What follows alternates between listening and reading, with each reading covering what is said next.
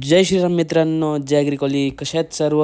बऱ्याच दिवसांनी मी आज मिनी ब्लॉग बनवत आहे. सो आज मी चाललो आहे मावशीकडे आणि मावशीकडे जाता जाता मी मानकुलीला गेलेलो. जरा मला काम होतं आणि तिकडून येता येता माझा टायर पूर्ण डायरेक्ट रिंगमधून बाहेर झाला. म्हणजे मी तिकडून येत होतो, सरळ सरळ गाडी एकदम स्लो होती आणि डायरेक्ट गाडीचा टायर निघाला. मग तिथून मी आलो गॅरेजजवळ टायर बघितला. इथं एका टायरला 4 पंक्चर. ते कसे झाले काय माहिती नाही. म्हणजे गाडी चालू असताना न झाला.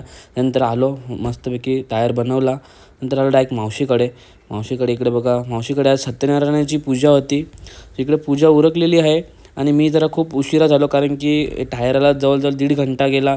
कारण की पाऊस पण खूप होता आणि मी पोचलो ट्रॅफिक बोलले. आणि इकडे मामा सांगते मावशीकडे तुला यायचंच नव्हतं म्हणून तो बोलते 9-10ला आले.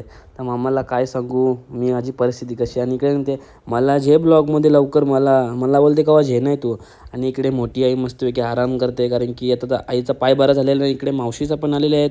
भेटू.